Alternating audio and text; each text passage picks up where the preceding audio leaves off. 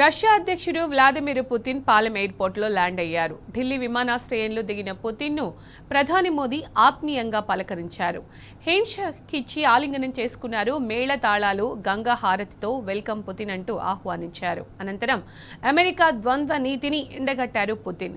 Russia నుంచి భారత్ చమురు కొనుగోలు చేస్తుండటంపై అమెరికా అధ్యక్షుడు ట్రంప్ చేస్తున్న విమర్శలను తిప్పికొట్టారు. భారత్ రష్యా మధ్య సహకారం, మైత్రి ఏ దేశానికి వ్యతిరేకం కాదని పుతిన్ స్పష్టం చేశారు. 2 రోజుల అధికారిక పర్యటన కోసం భారత్కు చేరుకున్న రష్యా అధ్యక్షుడు పుతిన్కు ప్రధాని నరేంద్ర మోదీ సాదర స్వాగతం పలికారు. ఉక్రెయిన్ యుద్ధం ప్రారంభమైన తర్వాత మొదటిసారి దాదాపు 27 గంటల సందర్శన నిమిత్తం పుతిన్ న్యూఢిల్లీ చేరుకున్నారు. కళాకారుల బృందాల సంప్రదాయ నృత్యాల నడుమ పాలెం విమానాశ్రయం వద్ద పుతిన్కి రెడ్ కార్పెట్ స్వాగతం పలికిన మోదీ ఆయనతో కరచాలనం చేసి ఆలింగనం చేసుకున్నారు. ఇద్దరు నాయకులు ప్రధాని అధికారిక నివాసానికి మోదీ కారులో బయలుదేరి వెళ్లారు.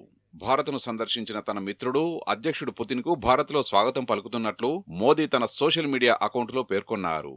నేడు రేపు తమ మధ్య జరగనున్న చర్చల కోసం ఆసక్తిగా ఎదురుచూస్తున్నట్లు ఆయన పేర్కొన్నారు.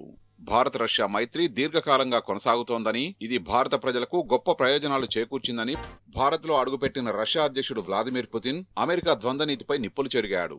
రష్యా నుంచి భారత్ చమురు కొనుగోలు చేస్తుండటంపై అమెరికా అధ్యక్షుడు ట్రంప్ చేస్తున్న విమర్శల్ని తిప్పికొట్టారు.